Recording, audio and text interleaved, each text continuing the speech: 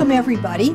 I am pleased to introduce tonight a very good friend of mine, retired CW3 Don Sender, who is a Korean War veteran and intelligence officer.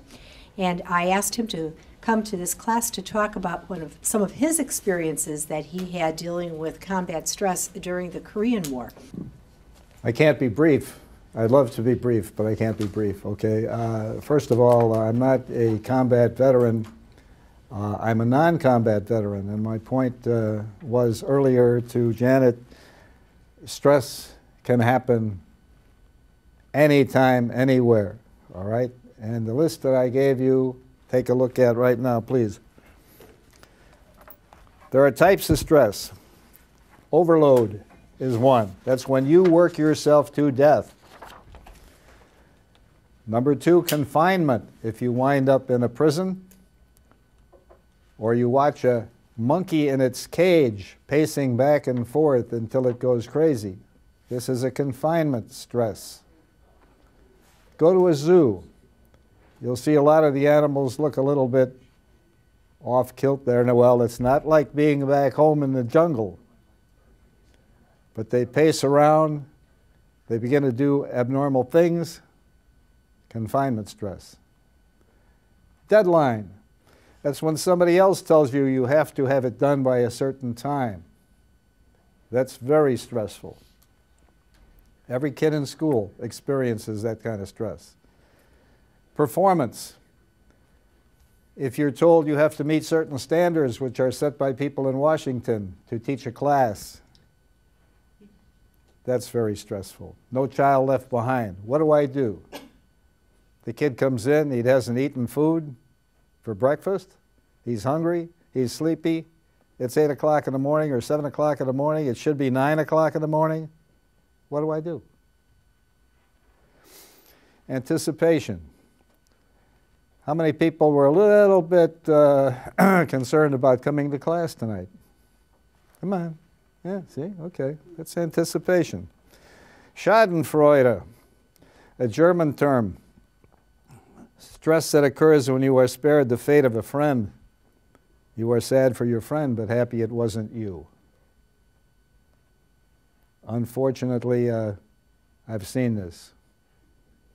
A friend of mine was sent over, well, our unit was split in two. Half went to Korea, half stayed in Japan. I was lucky, I stayed in Japan.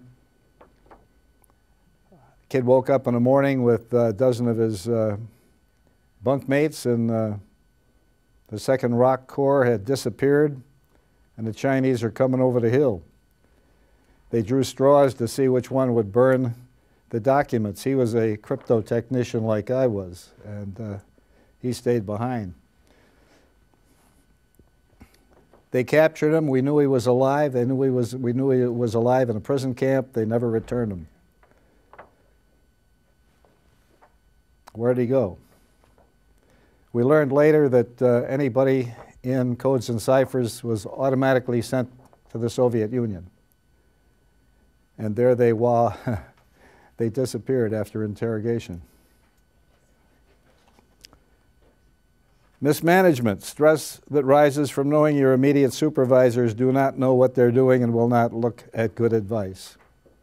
Example of this, Company C in Vietnam. They got a new second lieutenant, and he said, well, we have to go from A to B, and so we're going to take this road and go from A to B. And they said, no, sir. We don't do that. We don't take the road. We'll go any way you want to get to B, but not down the road. He said, I'll have you all court-martialed. They said, go ahead. He finally listened to reason. They cut their way through the jungle to get to objective B, because they knew darn well if they took that road, they'd be dead.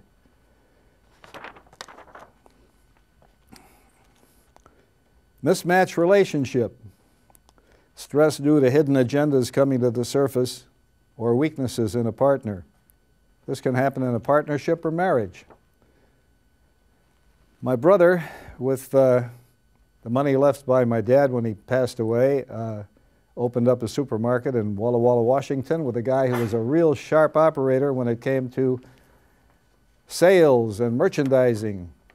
Unfortunately, he was also involved with a blonde on the side and embezzled $5,000. Let me tell you, that was stressful for my brother,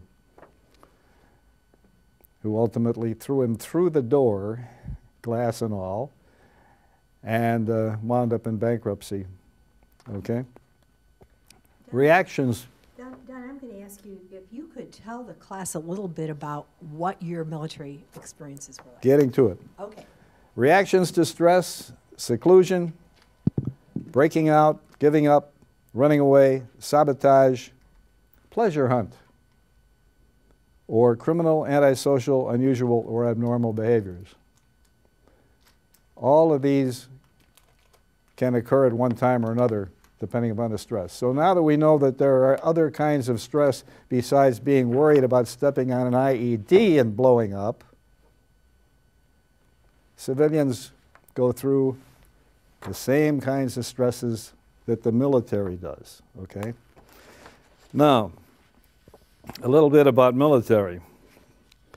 I signed up in 1948 for the Illinois National Guard, served about a year and a half then, went into the regular Army, and was signed up for demolition school at Fort Belvoir, Kentucky, Belvoir, Virginia. And halfway through basic training, I was called with 6 other guys for a meeting with Mr. X. Went all the way across Fort Riley, Kansas to an abandoned building, and the 7 of us sat there for a few minutes. The captain walked in. He said, "I'm going to give you gentlemen the opportunity to enlist in the ASA. I'll be back in 2 weeks to get your approval or not. Goodbye." Out the door. They trucked us back to the unit, and we said, "What's the ASA?" Nobody knew. Until one of the old sergeants said, "Well, I heard it's a good deal." Why us? Didn't know that either.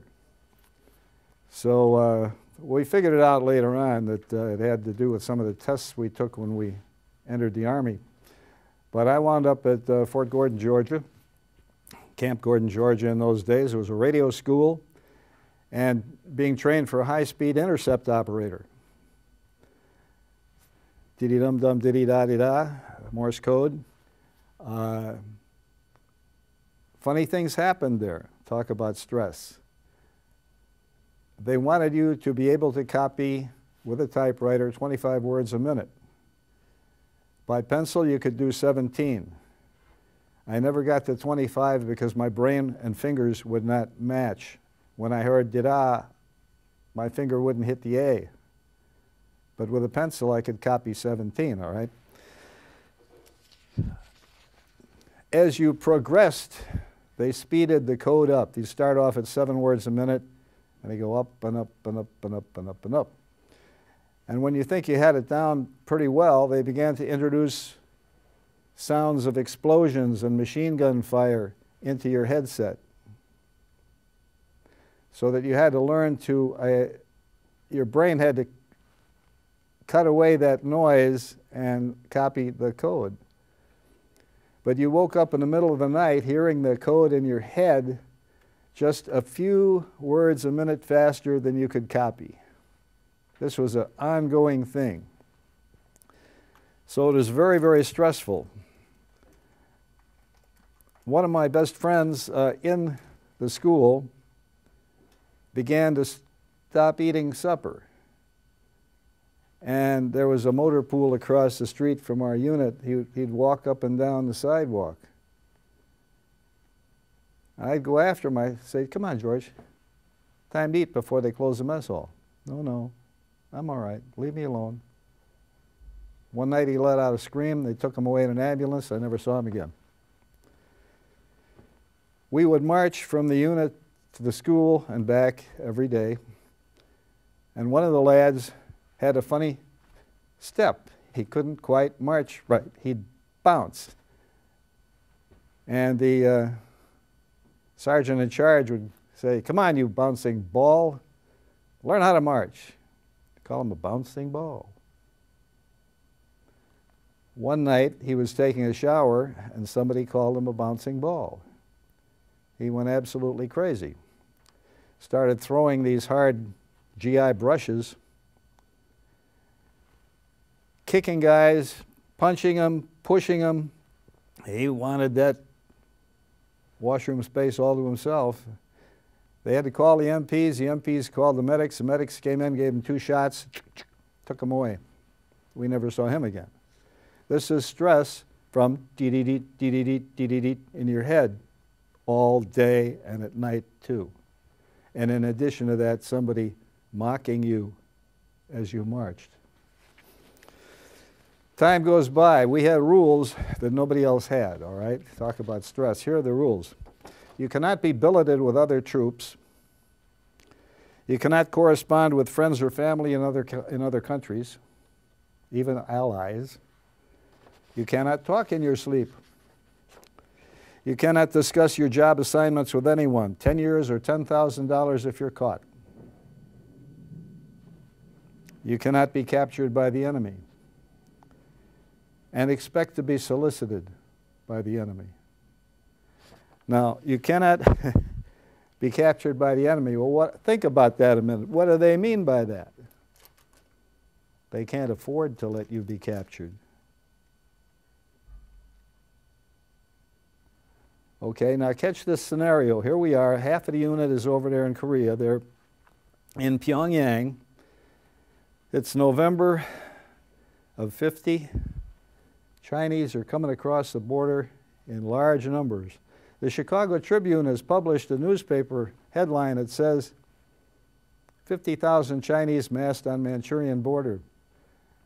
By this time I was operating in Tokyo, so I thought it was so humorous I put it up on the bulletin board. Everybody going by had a laugh and chuckled because we knew how many there were. 500,000, not 50,000.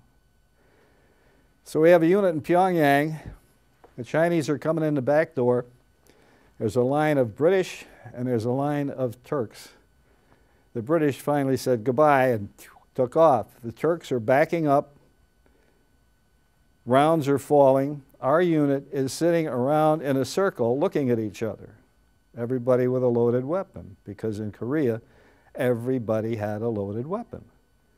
Wherever you went, you carried it, all right? And as one of the guys told me later, he said if anybody had accidentally fired a round, he said there would have been a massacre because we were determined that none of our officers were going to kill us. We were going to get them first.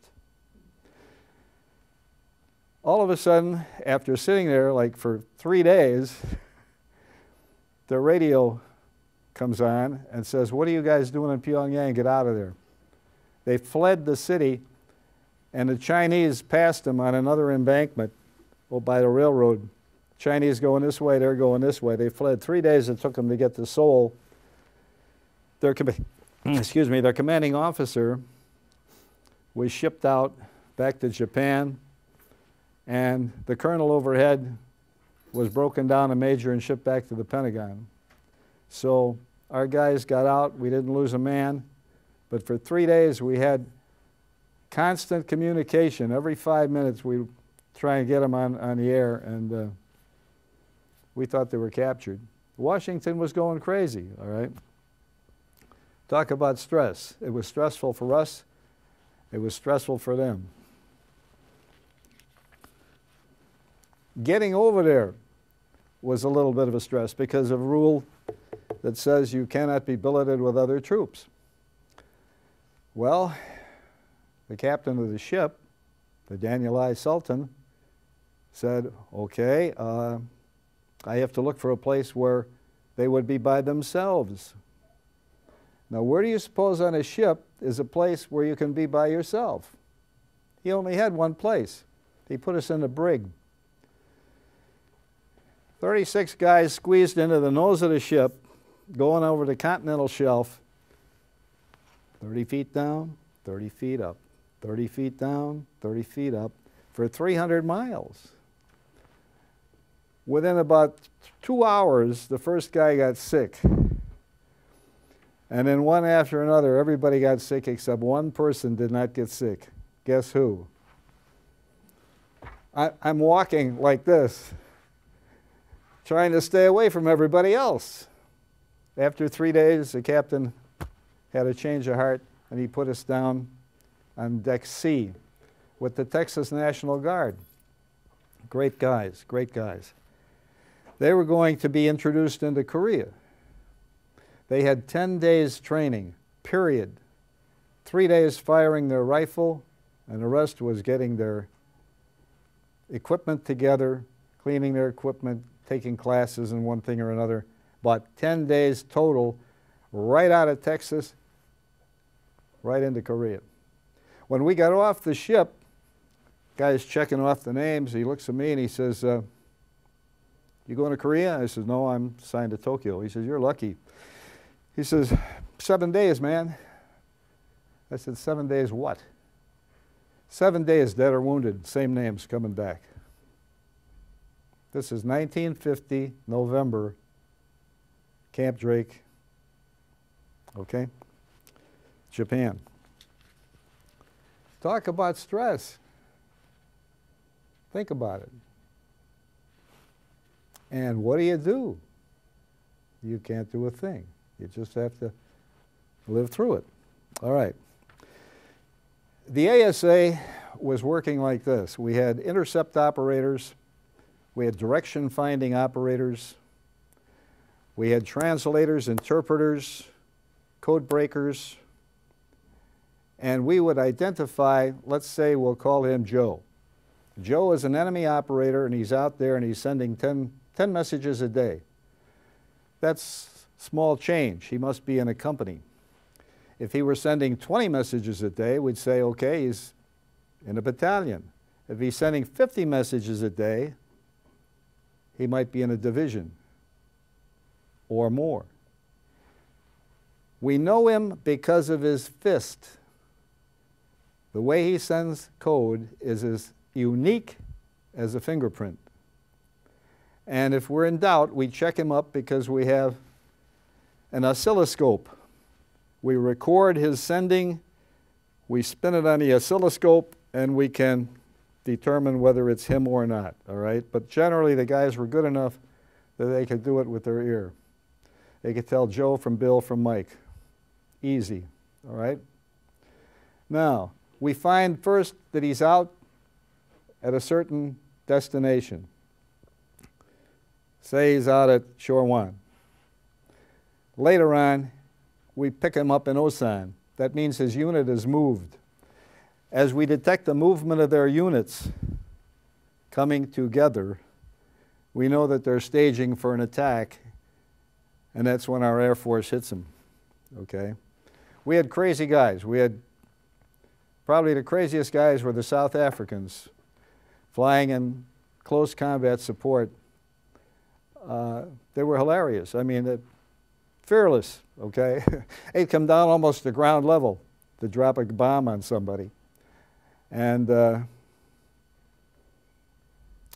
war progressed in our favor because of the intelligence we furnished. The only complaint they had was it wasn't fast enough because it had to go to Washington and then back.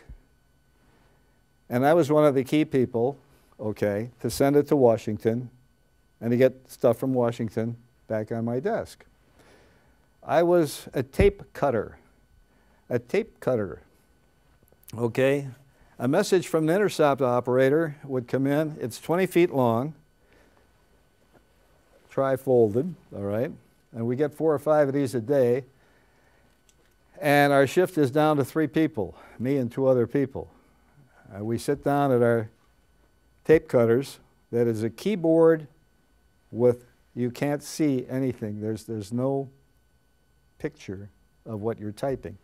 Your brain tells you if you make a mistake. And you type away. You cut a tape. The tape goes down on the floor, comes up, goes through a teletype distributor into a crypto machine. The crypto machine operates constantly at 60 words a minute. If you slow up, you see that tape beginning to come up from the floor. If you speed up, it goes down again. So you have to type no less than 60 words a minute all the time. And this is 8-hour shifts, 24 hours a day, all right? So on one of my worst days, I decided to give myself a typing test. And at the end of the 8-hour shift, I had typed 98 words a minute constantly.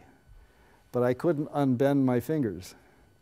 So that when I went outside into the 110-degree Japanese summer, my friends had to take a cigarette out of my pocket, stick it in my mouth, and light it because I couldn't do it myself. It took several hours for my arms to unbend, all right? What we do is we'd start off typing, and we put, after a while, we'd put the right foot up on the side of the machine and keep typing, and we'd put the left foot up on the side of the machine, and we'd turn the chair around and kneel on it and type. This went on 8 hours, all right? Anything to break the monotony. Our brains would be composing poetry. We were a cog in the machine, okay? It's about the most dehumanizing thing you can imagine. And the minute you get one report done, again, which is like 20 feet long, bzz, bzz, you got to go to the door and pick up another one because they're ready, all right? Now, stress makes you do funny things.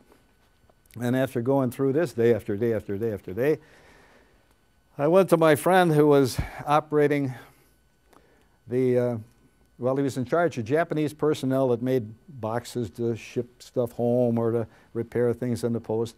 And I said, I need you to cut me, and I drew him a picture of a mail slot. So he fabricated a mail slot out of sheet metal. And I said, now I need to borrow some things. I need a drill and a saw and a few other things. And late at night, I went to our second floor little windowless block, and I cut a hole in the metal door and put the mail slot in and bolted it in. The next morning, the lieutenant comes in, he almost died. He's screaming, wow, what are you doing? He's 21 years old. No, he wasn't. He was 19 at the time. Just out of OCS. I thought he was going to blow a gasket. But I calmed him down. I said, look, I says, I don't want to have to get up and stop what I'm doing to pick up a report by opening the door. I said, this way they can stick it in, it comes down, drops in a box, and we pick it up as soon as we can. After about 8 hours, he was all right. But that's one way to cure stress. It's a little unusual, but it worked, all right? Our guys were stressed out. Well, like one of them, I got a picture of him, as a matter of fact, coming home on a tram with a Japanese lantern in his lap that he had stolen off of a Japanese home. Great big Japanese lantern. Would he do that normally? No. One day one of my guys disappears. Where is he? He's in the hospital. What happened? He's an arsonist. They caught him burning down homes. He's in the Osaka General Hospital in the psycho ward. So I go to visit him. Short little guy, one of these people with a big head and small body, you know, but good operator. And I said, how you feeling? He said, I'm a lot better. I've been taking, you know, medicine, and I've been getting counseling, and he said, I'm feeling pretty good. I said, well, we need you. We need you badly, you know, to get back. He progressed so well that they gave him a 3-day pass. He went out and burned down 2 more buildings. Leavenworth.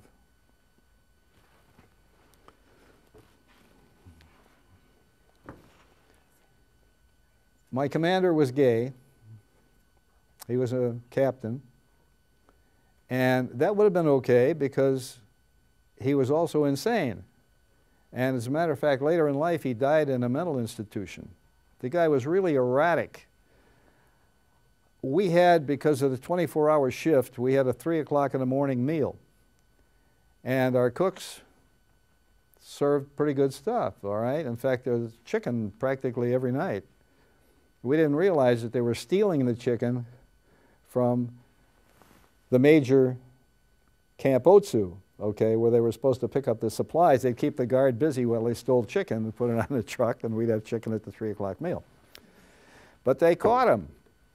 And so from that point on, the guy in charge of the mess at Camp Otsu started redlining all of our orders, so that for the next 2 years, we had like Sunday dinner consisted of peanut butter, bread, tea,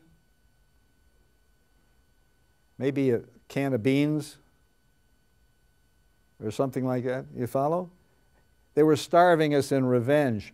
Meanwhile, on their menus, they had 4 kinds of meat, 4 kinds of potatoes, 4 kinds of vegetables every day. We couldn't get our commander to go and complain because he'd already been investigated in Europe. He found himself a gal willing to marry him, so they would stop the investigation. He brings her back to Japan after going to Korea. They tried to kill him twice over in Korea, as a matter of fact. They honestly did. They missed him, but they tried. He becomes my commander in Kyoto, Japan. The executive officer was dating his wife, who he had married, you know, in bombed out Berlin. Marry me and I'll get you away from this? Okay. But he wouldn't stand up for the troops in any way, shape, or form, and he had really unusual ways of running a unit. Our unit strength for our operation, crypto operation, communication, comm center, went from 3 people to 4, 3 to 4, 3 to 4, back and forth. Every time it did, we had to reshuffle the people, and he insisted that anybody who worked together had to sleep in the same room together, which meant that you had to take all your stuff and walk it across half a block to the next building and set up back and forth every 2-3 weeks, you know. Well, finally, he got us to the point where we were ready to do something drastic. So a good friend of mine who was an intercept operator talked to the guys in his section, and they went deaf for 3 days. Now this is hot stuff. Russian code, Korean code, Chinese code. They went deaf for 3 days. Copied nothing. Washington sent an investigating team to find out what in the world is going on. They lined all these guys up, went down the line, one man at a time, and said, "Why didn't you copy code for 3 days?" And they got the same answer from everybody. "Sir, I would have. I swear I would have. But I couldn't hear. I couldn't hear. I just couldn't hear it." Every man said the same thing till they get to the last guy who organized the business. And he said, "Well, sir, I couldn't hear. But I'll bet I could have heard better if they didn't fall us off the midnight shift for an hour of PT, if the food around here was edible, and on and on and on and on and on and on, all the way down the line." There were 3 officers. They said, "Thank you, you're dismissed." We heard nothing for 3 weeks. And then we heard that our captain had been promoted to major and shipped back to the Pentagon. Bye. Oh, there is a God. They gave us in exchange a full colonel, Southern gentleman, who fixed everything within the first month. He went down and changed everybody's attitude at Camp Otsu about what they were going to supply us in the way of rations. Everything he took care of. And things were good from that point on. Well, what else can I tell you about stress? We, with 9 men, produced in 2 months over 5 million code groups. These are 5-letter code groups.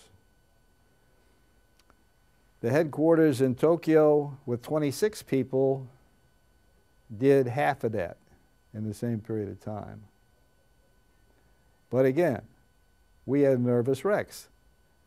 We were going from a 60-degree temperature inside a windowless building because of the heat generated by the tubes and the electric equipment and the radio equipment. out to 110 degrees in a Japanese summer. So I developed blinding sinus headaches. And that meant that a couple of times a week I'd have to go in the hospital and they'd put a funny gadget on my head and cook my brains to shrink the sinuses, all right? So that was a little problem I had. Well,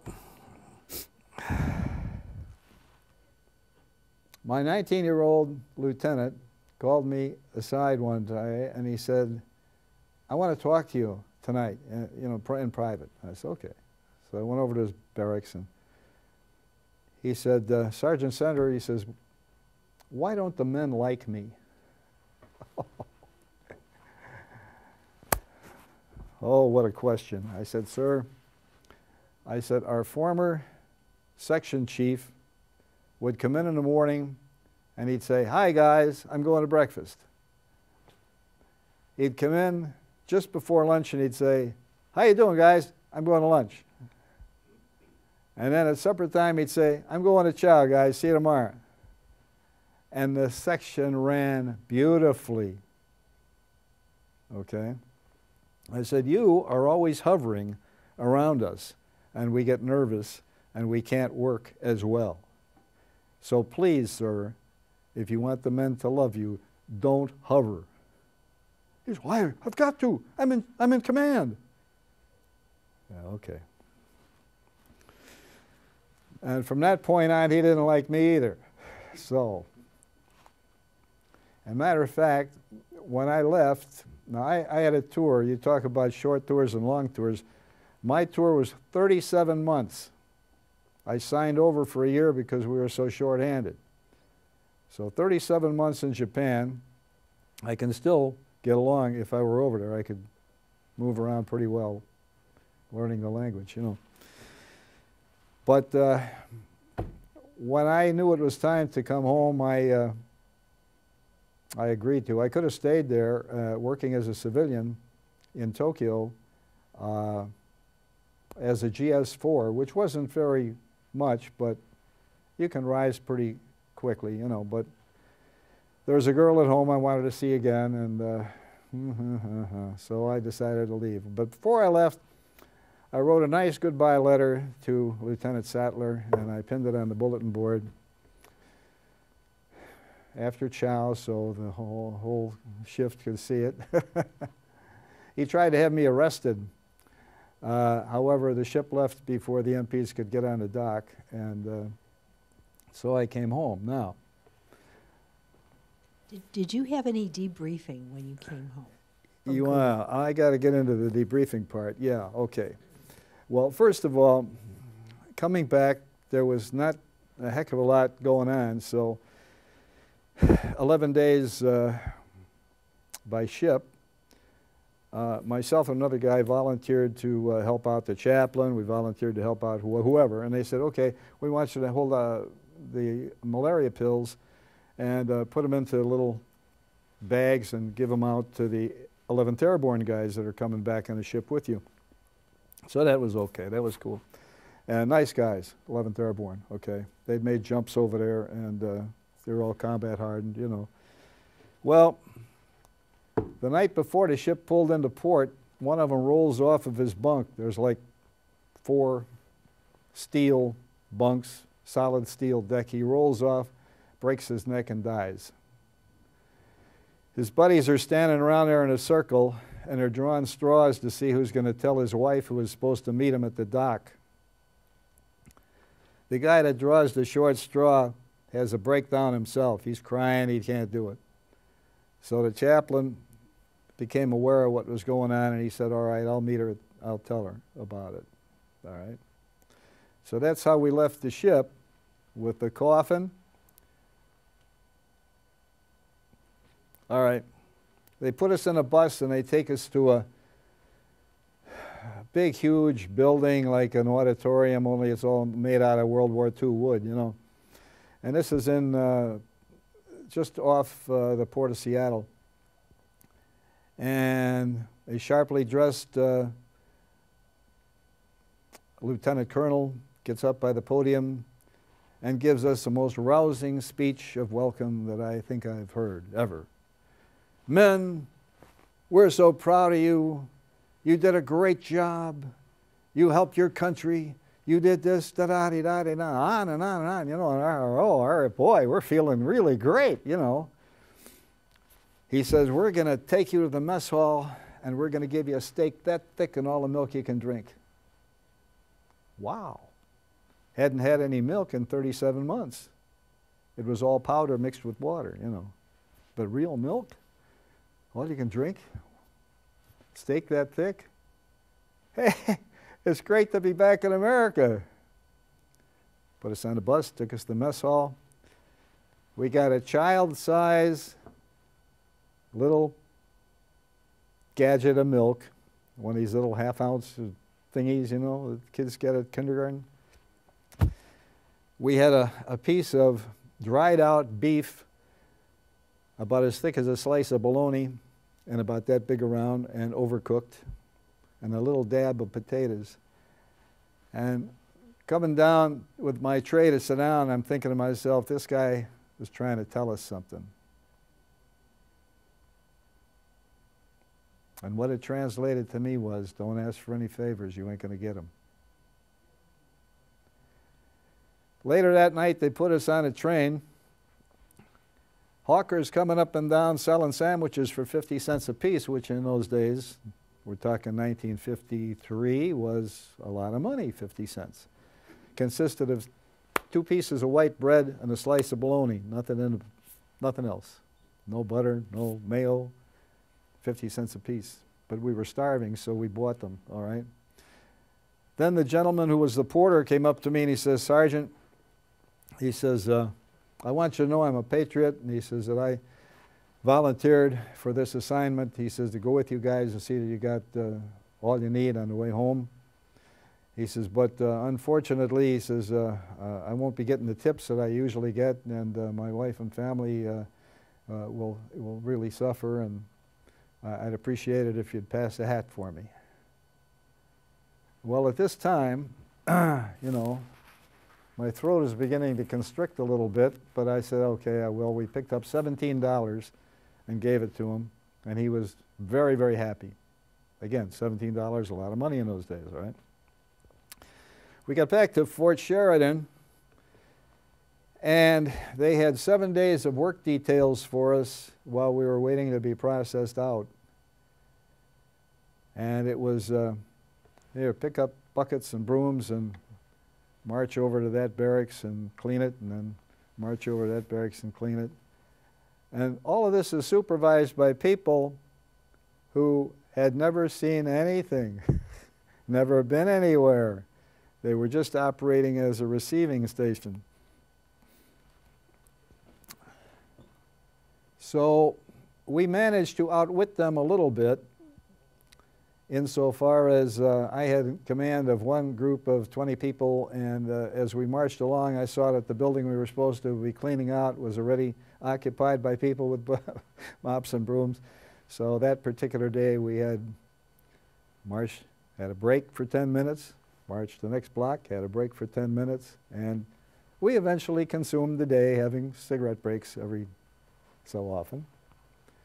And they decided to give us a weekend pass, and the line was, oh, easily a half a block long. Easily. There must have been 150 people in that line waiting to get their pass typed.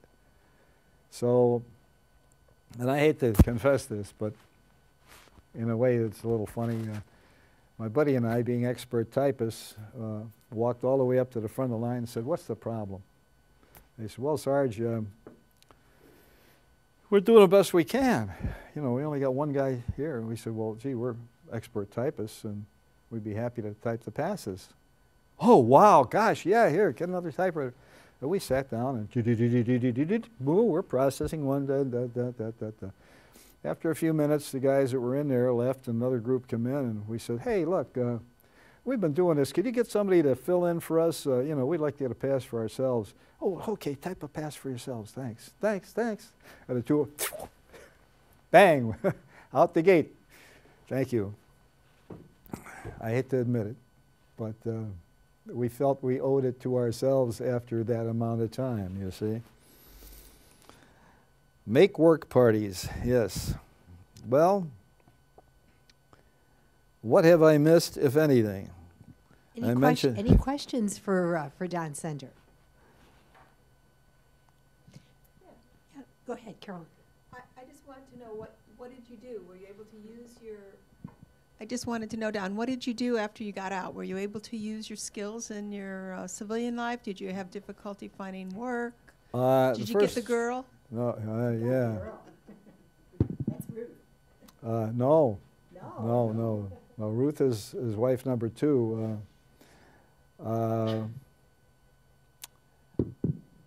I got out on the 6th of January of '54, proposed before the month was over, married the 7th of May, and had 20 years of misery, absolute misery. And I don't want to get into details, but it was absolutely awful for the next 20 years. But in that period of time, we did have 5 children, mostly by accident, I think, but it was awful. Well, I applied at a, I'm trying to think what it was. I guess it was a Western Union office as a tape cutter.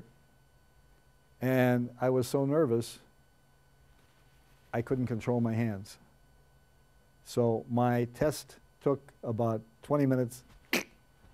Thank you, no, goodbye.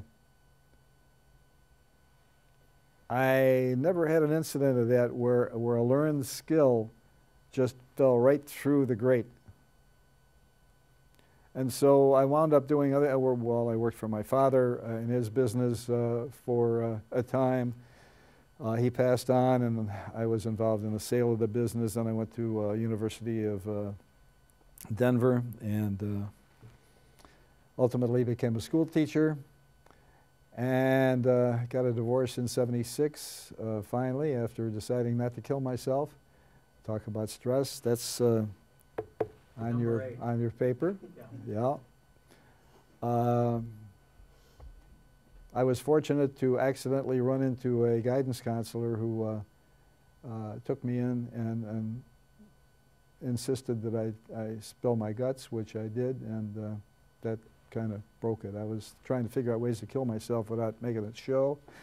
And after that, I just left and took up abode with my mother and got a divorce.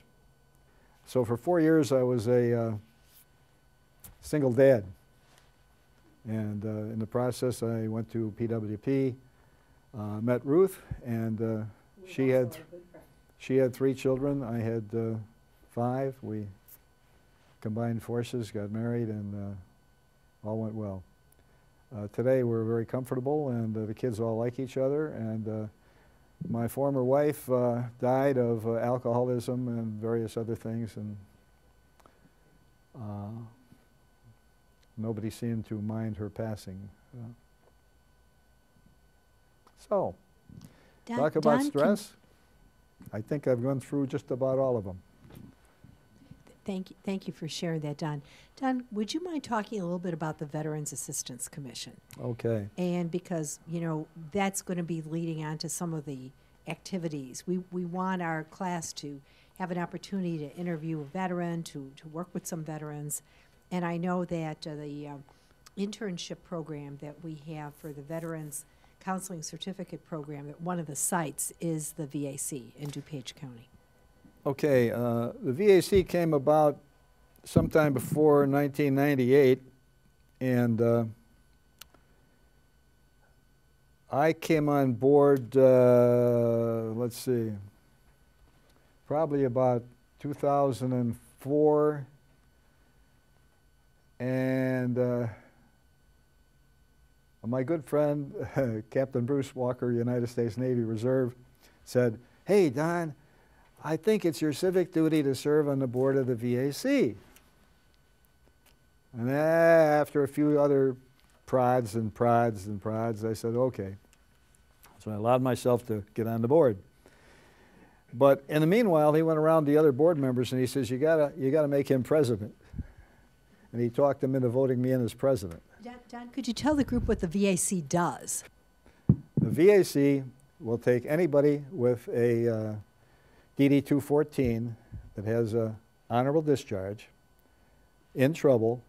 There's of course a money level that they have to meet, you know, a requirement. If you're making too much money, we can't help you. But almost anybody below that poverty line, and we're really above it. The official poverty line, we're like 250% over it already. We'll help you out with anything. People come in with, well, the furnace kicked out, all right, buy you a new furnace. Engine fell out of the car, we'll buy you a new engine. Okay, my mortgage is due and I don't have any money, we'll take care of the mortgage. As far as giving funds to veterans, almost we are beyond belief when it comes to what the rest of the state does, okay? Our VAC gives out more money to more people in a swifter time than anybody else. We're a very efficient operation. We have good people. In the time that I was in there, we have added staff, we've added a new office, we've added money, we've added a better program, a better governmental agreement with the county, and it's just a very smooth operation and the envy of other Veterans Assistance Commissions around. But if you are a veteran of any war, or the wife or a child of a veteran, we'll listen to your story and try to help you, okay? Wives are the same as a veteran, but if you're the son, you may require a little extra. We may need to, you know, talk about that a little bit more. But certainly if you've served or if you're the wife of a service member, you're included. Almost anything you need, we can take care of. We can refer you to people, say for example, we had a guy come in who was, had some pretty terrible dental work needed, and we sent him, we subsidized his dentistry. They gave him a whole mouthful of new teeth.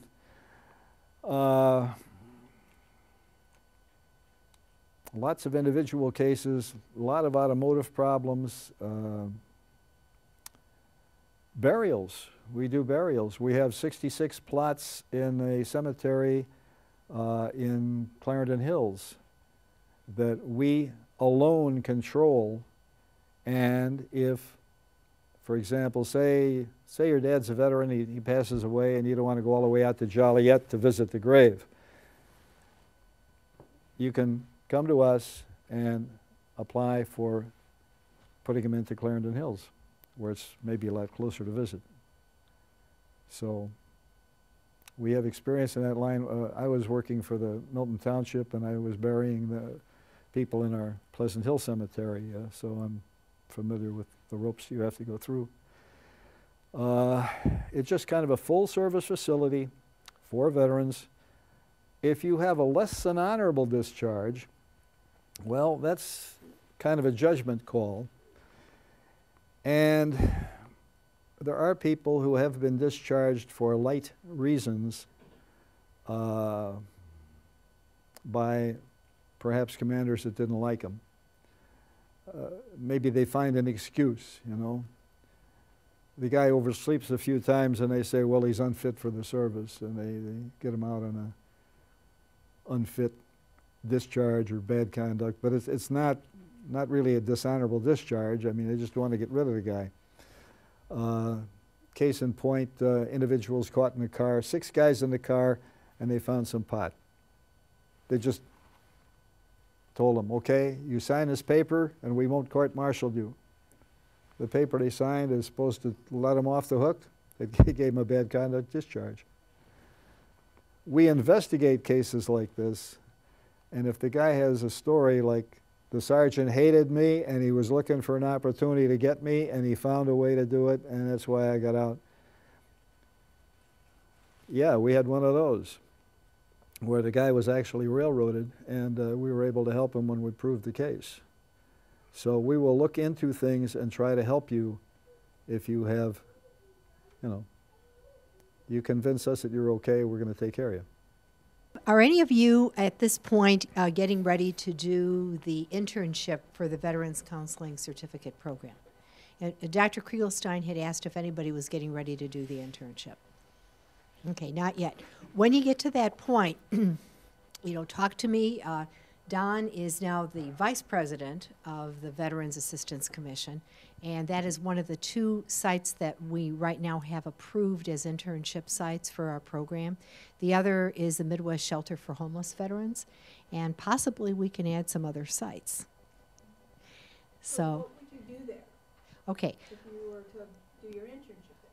Okay, what you would do is you would be a caseworker for veterans that are coming in who are asking, who need some kind of services, whether they need some emergency help with their rent, or whether they need food, or whether they need some job assistance, or whether they have children that have some issues or needs. You would essentially be working as a caseworker. And Don, you haven't gotten anybody yet from College of DuPage, right? No, we haven't. We don't have a program for interns.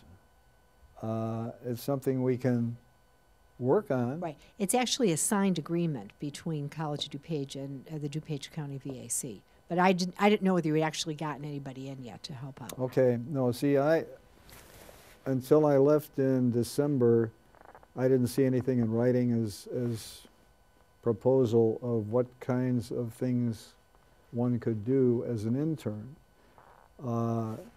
The last thing we did was hire a guy who had been working in drug rehabilitation programs, and he's a real whiz. So yeah, but I've had some communication with Dr. Kriegelstein this week, and it is a site. So I guess you're going to get some free help at some point in time. What we need to do is, if you have a prospective client, we can sit down with Steve and see if we can work something out that would be productive. Because we don't want somebody to come and just sit. We want to work something out that they can do to be part exactly. of it. Steve Fixler is the current superintendent. So.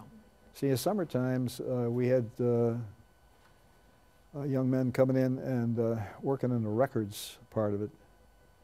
And they were very, very helpful in helping us put our records together. So if you have a bent in that type of work, that would be helpful at any time. Okay. Thank you so much, Don.